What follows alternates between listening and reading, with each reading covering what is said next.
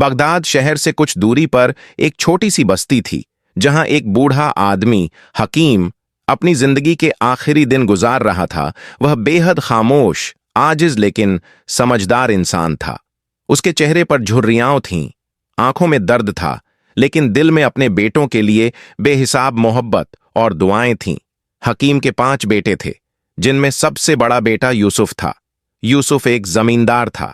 दिन भर खेतों में काम करता, फसलों की देखभाल करता, मेहनत करता, लेकिन जब अपने बूढ़े पिता की सेवा करनी पड़ती तो कभी कभी उसके मन में यह ख्याल आता कि यह जिम्मेदारी कब खत्म होगी, कब उसे चैन मिलेगा। शाम को जब यूसुफ खेतों से थक कर घर लौटता तो बूढ़ा बाप उसकी थकान को महसूस करता, लेकिन कुछ कहता नहीं, बस खामोश आंखों से देखता। हकीम को एहसास था कि यूसुफ अब उसे बोझ समझने लगा है। यह सोचकर उसका दिल दुखता। एक दिन हकीम ने बेटे को बुलाकर कहा, बेटा, मुझे मालूम है तुम बहुत थक जाते हो, परेशान मत हो, मैं 2-3 दिन में तुम्हारे दूसरे भाई के पास चला जाऊंगा। यूसुफ यह सुनकर चुप रहा।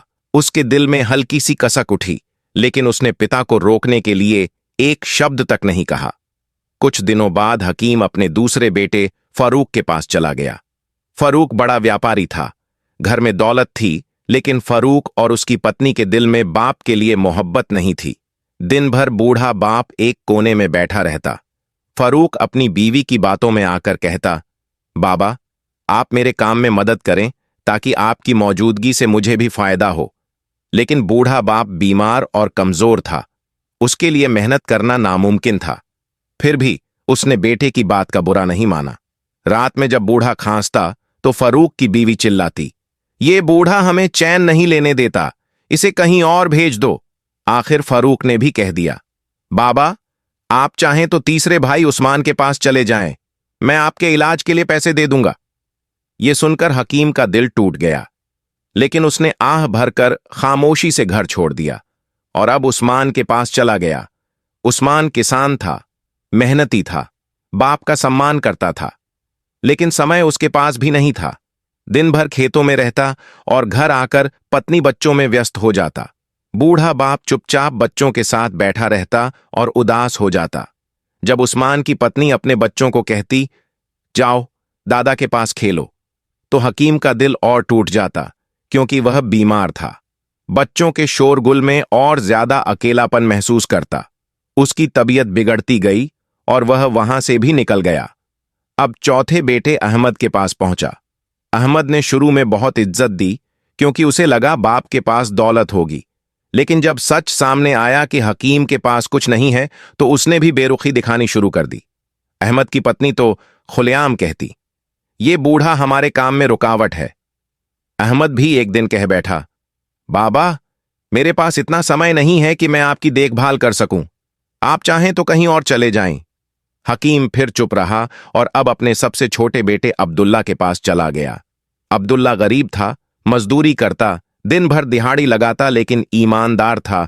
अपने बाप से बेपनाह मोहब्बत करता, दवाइयां लाता, खाना खिलाता और अपनी पत्नी के साथ मिलकर दिल से सेवा करता। बूढ़े हकीम को यहां सुकून मिला। उसने महसूस किया कि असली मोहब्बत और इज्जत यही है।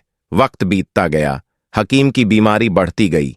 अब्दुल्ला रात रात भर जागकर सेवा करता, रोता, लेकिन कमी नहीं छोड़ता। एक दिन हकीम ने अब्दुल्ला को बुलाकर कहा, बेटा, मेरी सांसें गिनती की रह गई हैं, लेकिन तुमने मेरी सेवा की, मुझे सुकून दिया। अब मैं अपने खालिक के पास जा रहा हूं। एक आखिरी अमानत है, बगदाद की एक गली में जाबिर नाम के बूढ़े के पास। मेरी मौत के बाद उसके पास जाना और कहना, हकीम अब नहीं रहा।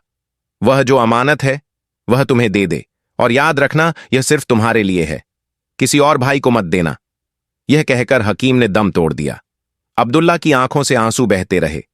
जनाजे में सब भाई आए, जिन्होंने कभी बाप को बोझ समझा था। अब सब हिस्सा मांगने लगे। लालच से बोले, अमानत लाओ और सब में बांट दो। अब्दुल्ला चुपचाप बगदाद गया, जाबिर से अमानत ली। जब संदूक खोला तो उसमें जवाहरात, अशरफियाओं और बाजार की कीमती दुकानों के कागज निकले। अब्दुल्ला ने ईमानदारी से सब भाइयों को उनका हिस्सा दिया और खुद वहीं लिया जो बाप ने दिया था। वक्त बदला, लालची भाइयों की हालत बिगड़ गई। कोई कर्ज में डूबा, कोई जेल गया, कोई सड़क पर आ गया। लेकिन अब्दुल्ला की मेहनत, सच्चाई और बाप की दुआओं ने उसे तरक्की दी। उसने कारोबार शुरू किया। धीरे धीरे पूरा बाजार उसी का हो गया। बड़ा घर लिया, इज्जत पाई, लेकिन हर रात आसमान की तरफ देखकर कहता, बाबा, मेरी असली दौलत आपकी दुआएं थीं। दोस्तों, इस कहानी से 3 सीख मिलती हैं। पहली, माँ बाप की तरबियत ही बच्चों का असली सहारा होती है। दूसरी, कभी भी माँ बाप को बोझ मत समझो, क्योंकि वक्त का पहिया घूमकर तुम्हें भी उसी जगह ला खड़ा करेगा। और तीसरी, माँ बाप की सेवा और इज्जत इंसान की दुनिया और आखिरत दोनों को रोशन कर देती है। उनका दुआओं से बढ़कर कोई खजाना नहीं होता।